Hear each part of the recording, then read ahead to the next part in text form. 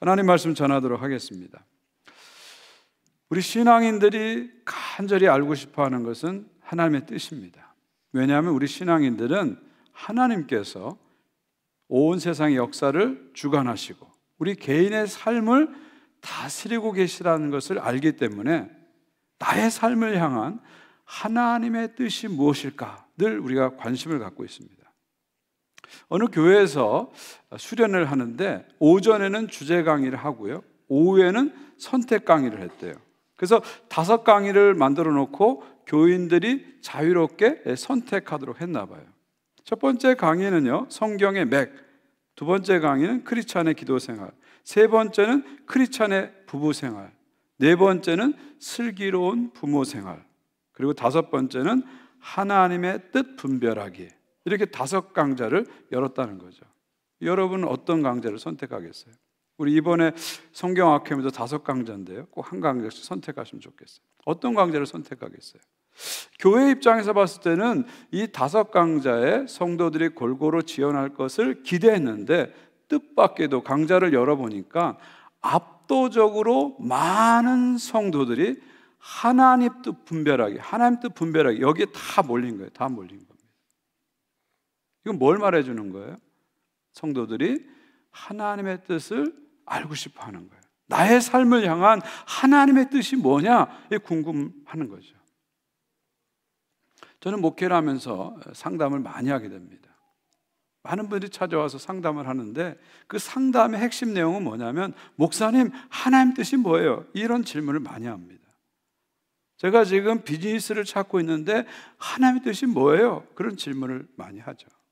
또 어떤 경우에는 내가 지금 10년 동안 한 직장을 다니고 있는데 내가 지금 직장을 옮기는 것이 하나님 뜻인지 남아있는 것이 하나님 뜻인지 그런 질문을 하실 때도 있습니다. 또 어떤 분들은 부부 문제를 갖고, 또 어떤 분들은 자녀 문제를 갖고 목사님 하나님 뜻이 뭐예요? 질문을 하십니다. 솔직히 말씀드리면 이런 질문을 받을 때마다 저는 자신이 없어요. 왜냐하면 이 사업이나 직장은 제 전공이 아니거든요. 또 부부관계는 제가 당사자가 아니라 잘 모르겠고요. 뭐 자식 문제는 저도 제 자식 하나 감당 못해서 허덕이고 있는데 남의 자식까지 제가 조언할 수 있는 그런 입장은 아니거든요. 그래서 저는 주로 그런 질문을 받을 때마다 그냥 성도님들 말씀 잘 들어드리고 스스로 하나님 안에서 하나님 뜻을 찾아가도록 도와드리는, 인도해드리는 그런 역할만 합니다. 솔직히 저는 여러분의 삶의 구체적인 상황에 하나님의 뜻이 무엇인지를 잘 모르겠어요. 그러나 제가 여러분의 모든 상황에, 그리고 여러분의 모든 삶에 분명한 하나님의 뜻을 한 가지 알고 있어요. 그것은 뭐냐면 항상 기뻐하라, 쉬지 말고 기도하라, 범사에 감사하라. 이것은 그리스도 예수 안에서 너희를 향하신 하나님의 뜻이니라. 아멘. 기뻐하라, 기도하라, 감사하라. 다 기억으로 시작되네요. 이 기억으로 시작되는 이 3가지 명령, 트리플 임페라티브라는데, 이 3가지 명령은 우리가 어떤 상황에 있든지 어떤 삶을 살고 있든지 간에 모든 크리스찬을 향한 하나님의 뜻이다 그런 말입니다. 여러분이 어떤 문제를 갖고 있는 간에 이것을 여러분의 삶에 적용할 수 있는 하나님의 뜻이라는 거죠. 예를 들면 여러분이 자녀 문제로 고민하고 있는 분들이 있다면 제일 먼저 여러분이 하실 일은 뭐냐면, 하나님 뜻은 뭐냐면 여러분이 자녀를 기뻐하는 거예요. 자녀를 기뻐하셔야 돼요. 많은 부모들이 자기 자녀를 기뻐하지 않아요. 옆집 딸을 기뻐해요. 친구 아들을 기뻐해요. 그렇죠? 특히 우리 한국 부모님들은 더 그런 것 같아요. 그래서 엄친아, 엄마 친구 아들 그런 말까지 나왔잖아요. 우리 한국 부모님들은 자녀에 대한 기대가 다른 부모보다 훨씬 높아요. 그래서 내 자녀는 특별하다고 생각하고 특별해야 한다는 그런 생각을 많이 갖고 있어요. 여러분, 아이들이 학교 가서 80점 맞고 오면요, 캐나다 엄마들은 뭐라 그러는지 아세요? Good job, I'm proud of you. 그렇게 얘기해요. 잘했어, 자랑스러워. 그렇게 얘기해요. 근데 똑같은 패션 맞고 오면 한국 엄마들 뭐라는지 아세요? 야, 이걸 점수라고 갖고 왔니? 게임 끊고 공부해! 이렇게 얘기하죠. 그렇죠? 똑같은 90점을 맞고 오면은요, 캐네디언 엄마들 뭐라는지 아세요? 와우, amazing, I'm so proud of, 그렇게 얘기해요. 아, 너무 너가 자랑스러워, 너무 놀라워, 이렇게 얘기해요. 근데 한국 엄마들 뭐라는지 아세요? 너희 반에 90점이 몇 명이니? 이렇게 물어봐요. 그러니까 우리가 우리 자녀들에 대해서 너무 기대치가 높다 보니까 우리 자녀들을 기뻐하지 못하는 거예요. 여러분 자녀를 먼저 기뻐하세요. 이게 하나님의 뜻이에요. 여러분이 여러분 자녀를 기뻐하면 여러분 자녀들이 자긍심을 갖고 살아가는 거예요. 그래서 부모가 기뻐하는 인생을 살아가요. 그러나 여러분이 여러분 자녀를 못마땅하고 자꾸 야단치면 여러분 자녀들이 야단맞은 일만 자꾸 한다니까요. 먼저 여러분 자녀를 기뻐하세요. 이것이 하나님의 뜻입니다. 두 번째 하나님의 뜻은 여러분이 여러분 자녀를 위해서 기도하세요. 야단치고 잔소리하고 안달하기 전에 여러분 자녀를 품고 간절히 기도하세요. 이것이 하나님의 뜻입니다. 하나님의 뜻입니다. 여러분 자녀가 어렸을 때는 잔소리 50% 하면은요, 기도 50% 하시면 돼요. 근데 여러분 자녀가 티네이저가 되면은 어떻게 되냐면 잔소리가 30%, 기도가 70% 가셔야 돼요. 그리고 여러분 자녀가 20대를 넘어가면은요, 잔소리 0%, 기도 100%로 가셔야 돼요. 자녀가 크면 클수록 잔소리는 줄이시고 기도 소리는 올리시면 됩니다. 아멘? 여러분 자녀가 커가는데 자꾸 잔소리 하잖아요. 그럼 여러분 자녀가 작아져요. 그러나 엄마가 아빠가 뒤에서 간절하게 기도하면 여러분 자녀가 커지는 거예요. 큰 사람이 되는 거예요. 자녀를 위해서 기도하세요. 이것이 하나님의 뜻입니다. 그리고 자녀를 위해서 감사하세요. 원망하고 불평하기 전에 자녀를 위해서 감사하세요. 이것이 하나님의 뜻입니다. 여러분의 자녀가 어떤 문제를 갖고 있든지 간에 부모가 자녀를 기뻐하고 자녀를 위해서 기도하고 자녀를 위하여 감사하게 되면요, 저는 놀라운 일이 일어날 줄 믿습니다. 기적이 일어날 거예요. 이것은 부부관계도 마찬가지예요. 여러분이 부부를 향한 하나님 뜻이 분명하게 있어요. 그게 뭔지 아세요? 여러분이 아내를 기뻐하셔야 돼요. 남편을 기뻐하셔야 돼요. 별로 아멘이 안 나오네요. 이러면 안 되는데 다시 한번요. 아내를 기뻐하세요. 남편을 기뻐하세요. 하나님 뜻이에요. 이게 하나님 뜻이에요. 부부가 오래 살다 보면은요, 못마땅한 점이 자꾸 보여요. 그 다음엔 상대방이 못마땅하게 보여요. 그러면 칭찬과 격려는 자꾸 안 해주고 잔소리 핀잔만 자꾸 하게 돼요. 이거 하나님 뜻이 아니에요. 먼저 여러분의 아내를 기뻐하세요. 여러분의 남편을 기뻐하세요. 이것이 하나님의 뜻이에요. 그리고 아내를 위해서 기도하세요. 남편을 위해서 기도하세요. 이게 하나님의 뜻이에요. 하나님의 뜻이에요. 제가 최근에 기도 생활 하는데 하나님이 어느 날 새벽에 저를 한 대 꽝 치셨어요. 너 교회를 위해서 그렇게 많이 기도하고 자녀들 위해서 그렇게 많이 기도하는데 왜 아내를 위해서 기도 안 하느냐. 정말 강하게 제게 왔어요. 그 다음부터 제가 아내를 위해서 간절히 기도합니다. 아내를 축복하면서 간절히 기도해요. 결국 저 책임질 사람은 아내거든요. 자식이 아니거든요. 아내를 위해서 간절히 기도해요. 여러분, 아내를 위해서 축복하며 기도하세요. 남편을 위해서 축복하며 기도하세요. 이것이 여러분을 향한 하나님의 뜻입니다. 그리고 남편으로 인하여 감사하세요. 아내를 위해서 감사하세요. 이것이 모든 부부를 향한 하나님의 거룩한 뜻이에요. 또 이것을 교회에 적용하면 여러분이 먼저 할 일은 교회를 기뻐하셔야 돼요. 많은 크리스찬들이 자기 교회를 기뻐하지 않고 옆에 교회를 기뻐해요. 심지어 한국에 있는 교회를 기뻐해요. 하나님은 여러분이 여러분의 교회를 기뻐하길 원해요. 본한인 교회로 여러분을 부르신 분은 하나님이세요. 하나님의 거룩한 뜻을 이루기 위해서 여러분을 본 하나님께 보내신 거예요. 먼저 여러분의 교회를 기뻐하세요. 기뻐하세요. 여러분의 목회자를 기뻐하세요. 한국에 있는 목사님을 기뻐하지 말고요, 저를 위해서 기뻐하세요. 기뻐하세요. 할렐루야. 네, 기뻐하세요. 기뻐하세요. 여러분, 남의 떡이 아무리 크게 보여도 내 떡으로 배가 부르는 거예요. 남의 떡으로 배가 부를 수 없어요. 내 떡으로 배가 부르는 거예요. 내 떡으로 배가 부르는 거예요. 여러분의 교회를 기뻐하세요. 본하는 교회를 기뻐하세요. 이것이 주님의 뜻이에요. 그리고 교회를 위해서 기도하세요. 기도하세요. 여러분에게 교회 부족함이 보인다면 비판하라고 보여주신 거 아니에요. 기도하라고 보여주시는 거예요. 기도하세요. 기도하세요. 그리고 교회로 인하여 감사하세요. 감사하세요.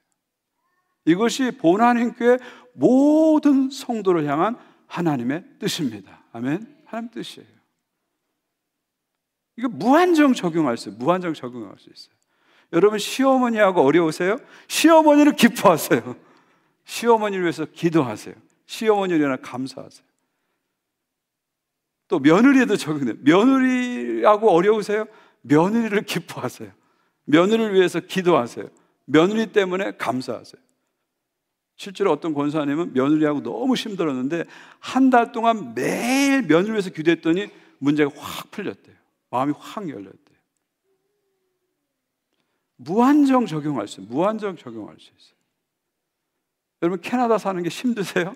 캐나다를 기뻐하세요. 기뻐하세요. 우리 최경 목사님 말씀드리니까 지금 일본 국민들은 대지진의 공포 때문에 너무너무 힘들어하고 있대요. 캐나다 사는 걸 기뻐하시기 바랍니다. 그리고 캐나다를 위해서 기도하세요. 캐나다로 인해서 감사하세요. 무한정 적용할 수 있어요. 뭐 처제하고 힘드세요? 처제를 기뻐하세요. 처제를 위해서 기도하세요. 처제로 인해서 감사하세요. 하나님의 거룩한 뜻이에요. 거룩한 뜻이에요. 하나님이 우리에게 분명하고 확실한 뜻을 보여주었습니다. 이것을 우리가 주님의 뜻으로 받고 살아가시기를 주님의 이름으로 축원드립니다. 우리 한번 확신을 가지고 오늘 본문을 하나님 뜻을 한번 같이 선포하면서 읽었으면 좋겠습니다. 같이 읽겠습니다. 시작. 항상 기뻐하라, 쉬지 말고 기도하라, 범사에 감사하라. 이것이 그리스도 예수 안에서 너희를 향하신 하나님의 뜻이니라. 아멘. 우리 모두에게 하나님 뜻입니다. 그런데 한 가지 여기서 우리가 생각할 건 뭐예요? 이것은 명령입니다. 어떤 충고가 아니에요. 기뻐했으면 좋을 텐데 아니에요. 기뻐하랍니다. 기도하면 좋을 텐데 아니에요. 기도하랍니다. 감사하면 좋을 텐데 아니에요. 감사하랍니다. 명령이에요. 그런데 이 명령은 누구를 위한 명령입니까? 하나님을 위한 명령일까요? 여러분을 위한 명령일까요? 여러분을 위한 명령입니다. 하나님을 위한 명령이 아니라 여러분을 위한 명령이에요. 여러분이 기뻐하지 않고 기도하지 않고 감사하지 않으면 누구한테 문제가 생겨요? 하나님 쪽에 문제가 생기나요? 아니에요. 여러분에게 문제가 생겨요. 여러분이 기뻐하지 않고 우울에 빠져 있고 감정에 먹구름이 잔뜩 껴 있으면 여러분의 몸이 망가지고 여러분의 삶이 망가지는 거예요. 여러분이 기도하지 않고 살게 되면 여러분의 삶이 어려워지는 거예요. 영혼의 호흡인 기도가 멈추면 내 삶이 숨막혀지고 내 삶이 힘들어지는 거예요. 하나님이 힘들어지는 게 여러분이 힘들어지는 거예요. 우리가 감사하지 않고 살아가게 되면은요, 우리 삶이 어려워지는 거예요.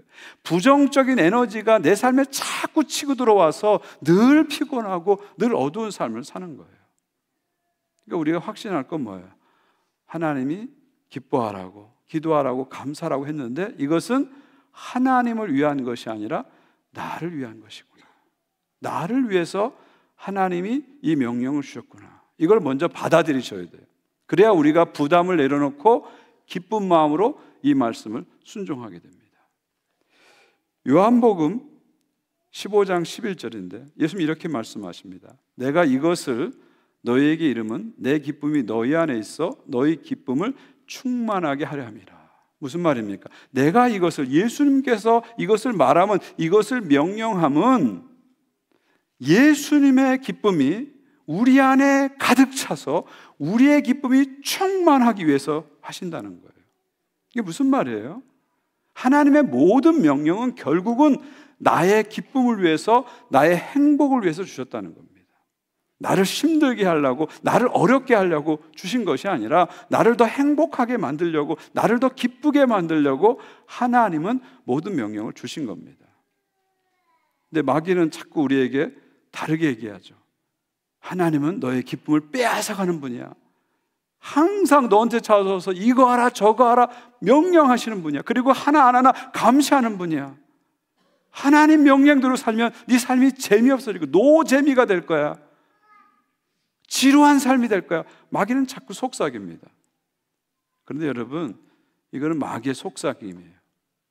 이런 잘못되고 왜곡된 하나님에 대한 이미지를 완전히 버리십시오. 이 세상에서 여러분을 가장 잘 알고 가장 잘 이해하고 가장 사랑하는 분은 여호와 하나님, 여러분의 아버지세요. 누구보다도, 이 세상에 누구보다도 여러분이 기뻐하며 살기를, 여러분이 행복하게 살기를 가장 원하시는 분은 하나님 아버지입니다. 아멘. 이것을 우리가 마음으로 충분히 받아들이면 하나님이 나에게 기뻐하라고, 기도하라고, 감사라고 한 것은 나의 행복을 위해서, 나의 기쁨을 위해서 주신 것이라는 것을 받아들이게 돼요. 그러면 이 명령이 부담스러운 명령이 아니라 기쁘게 쫓아갈 수 있는 명령이 되는 것이죠. 하나님은 여러분의 기쁨을 위해서, 여러분의 행복을 위해서 말씀하십니다. 이것을 마음으로 먼저 받아들이십시오. 마지막으로 한 가지 우리가 더 생각할 것은 뭐냐면, 기뻐하라, 기도하라, 감사하라, 여기까지는 우리가 다 동의가 돼요. 좋다, 괜찮아요. 그런데 그 앞에 있는 부사가 우리를 부담스럽게 만들죠. 항상 기뻐하라. 부담스럽죠, 그죠? 쉬지 말고 기도하라. 더 부담스럽네요. 범사에 모든 일에 감사하라. 와, 이건 너무 힘들어요. 너무 힘들어요. 너무 힘들어요. 항상 기뻐하라. 이게 가능할까요? 항상 기뻐하라 가능할까요? 여러분 주변에 항상 웃고 다니는 분, 항상 기뻐 웃고 다니는 분 있어요. 그런 분 보면 어때요? 어때요? 좀 부담스럽죠? 좀 부담스럽죠. 가끔 어떤 동네에 가게 되면 항상 웃고 다니는 분이 가끔 있어요. 근데 그분들은 대개 머리에 꽃을 꽂고 다니더라고요.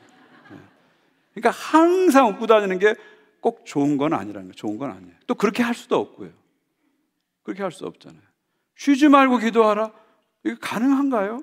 밥도 안 먹고 잠도 안 자고 쉬지 말고 기도하면 영양실조 걸리고 수면보조 걸려서 그렇게 죽어요. 이게 쉽지 않아요. 불가능한 거예요. 범사에 감사하라. 좋은 일이 생기면 감사할 수 있지만 모든 일에 무조건 감사하는 거, 이거 쉽지 않아요. 쉽지 않아요. 쉽지 않아요. 사실은 이 항상 기뻐하라, 쉬지 말고 기도하라, 범사에 감사하라, 사실 불가능한 명령이에요. 어떻게 보면 불가능한 명령이고 우리에게 아주 부담스러운 명령입니다. 근데 왜 하나님께서는 우리에게 그냥 기도하라가 아니라 쉬지 말고 기도하라고 말씀하고, 그냥 기뻐하라가 아니고 항상 기뻐하라고 하셨을까요? 그냥 감사하라가 아니라 모든 일에 범사에 감사하라고 하셨을까요? 제가 이것을 가지고 이렇게 고민했어요. 이게 무슨 뜻일까 고민했어요. 그러다가 어떤 주석을 하나 찾았는데 그 한 문장이 저를 딱 깨우쳐줬어요. 그 주석에 이렇게 말하고 있어요. 이 세 가지 명령은 하나님을 향한 인간의 반응을 보여주는 것이다. These triple imperatives convey a human response toward God. 이렇게 얘기했어요. 이게 무슨 말이에요? 이 세 가지 명령은 우리의 마음 상태를 보여주는 것이 아니라, 하나님을 향해서 우리가 어떤 반응을 향해서 가야 되는지를 보여주는 거예요. 항상 이 상태로 마음을 가지라는 것이 아니라 항상 이 상태를 향해서 방향을 가지고 가라는 거죠. 그러니까 마음의 상태를 보여주는 것이 아니라 마음의 지향, 오리엔테이션을 보여주는 거죠. 이게 무슨 말입니까? 우리가 항상 기뻐할 수 없잖아요. 때로 짜증나고 신경이 나고 어려움이 있습니다. 그러다가도 우리가 어떤 생각을 가지게 돼요? 하나님 나와 함께 하시는데, 하나님 나 사랑하는데 하면서 내가 기뻐해야지, 그래도 기뻐해야지, 이렇게 마음이 바뀌게 되는 거예요. 바로 이것을 얘기하는 거예요. 우리가 때로는 기도를 쉴 때가 있잖아요. 막 바쁘다 보면은 기도를 쉴 때가 있어요. 또 바쁘다 보면 기도를 깊이 못하고 때우는 식으로 할 때가 있어요. 또 걱정이 너무 많으면 기도가 안 돼요. 그러다가도 우리가 깨닫게 되잖아요. 기도할 수 있는데 내가 왜 걱정해? 기도할 수 있는데 내가 왜 근심해? 기도해야지 하고 기도를 향해서 나가는 거예요. 바로 이걸 얘기하는 겁니다. 우리가 때로는 감사 못할 때가 있잖아요. 힘들면 짜증내잖아요. 그건 자연스러운 거 아니에요? 어려우면 낙심하고, 어떨 때는 절망의 깊은 늪 속에 들어갈 때도 있잖아요. 그러다가도 이래서는 안 되지, 내가 그래도 감사해야지, 그런 마음이 올라오잖아요. 건강에 문제가 생기고, 재정에 문제가 생기고, 자녀가 문제가 생기면 낙심하고 힘들잖아요. 그러다가도 우리가 뭘 깨달아요? 그래도 감사해. 그럴 깨달음이 올 때가 있잖아요. 내가 이렇게 살아있는 게 감사해, 내가 이렇게 기도할 수 있는 게 감사해, 그래도 감사해 하고 마음이 올라오잖아요. 바로 이걸 얘기하는 거예요. 마음의 상태를 얘기하는 게 아니라 마음의 방향을 얘기하는 거예요. 당신의 삶에 어떤 일이 일어나는지, 무슨 일이 일어나는지 결국은 기쁨을 향해서 가라는 거예요. 결국은 기도를 향해서 가라는 거예요. 결국은 감사를 향해서 가라는 거예요. 그걸 말씀하시는 거예요. 더 확대해서 말씀드리면 결국은 하나님을 향해서 가라는 거예요. 항상 하나님을 향해서 가라. 쉬지 않고 하나님을 향해서 가라. 범사의 모든 일에 하나님을 향해서 가라. 이 말씀을 하시는 겁니다. 이 말씀 하시는 거예요. 막 흔들리고 좌절하고 넘어지고, 인간이니까 그럴 수 있어요. 그러다가도 내가 다시 방향을 잡고 기쁨을 선택하고 기도를 붙잡고 감사를 올려드리는 거예요. 다시 하나님을 향해서 가는 거예요. 바로 하나님이 이것을 우리에게 원하시는 거죠. 더 확대해서 얘기하면은요, 우리의 삶을 살아갈 때 상황과 현실을 뛰어넘고 살아가는 거예요. 상황에 매이지 말고 상황을 뛰어넘는 삶을 살아라. 상황을 뛰어넘는 삶을 살아라. 그런 말씀입니다. 제가 목회를 한 30년 가까이 됐는데, 한 30년 목회하면서 제가 깨달은 아주 중요한 진리가 있어요. 그건 뭐냐면 모든 가정에는 문제가 있다는 거예요. 세상에 정말 문제없는 가정은 없더라고요. 겉으로 봤을 땐 저 가정은 문제가 없는 것처럼 보이고 근사해 보이고 행복해 보이고 괜찮아 보여요. 그러나 조금만 들어가 보면 가정마다 다 문제가 있어요. 상처가 있어요. 아픔이 있어요. 연약함이 있어요. 근데 제가 보니까 어떤 가정은 문제 때문에 불행해지는 가정이 있고, 어떤 가정은 문제에도 불구하고 나름대로 행복하게 살아가는 분들이 있어요. 여러분 가운데 그런 생각 가진 분 있을 거예요. 지금 내 가정에 문제가 많은데 이 문제만 해결되면 우리 가정이 행복할 거야, 이렇게 생각하는 분이 있을 거예요. 과연 그럴까요? 지금 여러분이 가진 문제가 해결되면요, 그 다음에 또 다른 문제가 나타나요. 어떤 게 더 큰 문제가 나타날 수도 있어요. 인생은 문제 연속이에요. 그러므로 우리가 문제가 있느냐 없느냐에 따라서 행복을 찾으려고 하면 영원히 행복을 찾을 수 없어요. 문제에 종속된 삶을 살아서는 안 됩니다. 문제를 뛰어넘고 살아야 돼요. 또 문제에 대한 시각을 바꾸셔야 돼요. 문제가 힘들지만 나를 깨어나게 하는 거고, 내 영혼을 살아나게 하는 거고, 나를 하나님께 가까이 가게 만드는 것입니다. 결국 오늘 말씀, 항상 기뻐하라, 쉬지 말고 기도하라, 범사에 감사하라, 이것은 우리에게 뭘 말씀하는 거예요?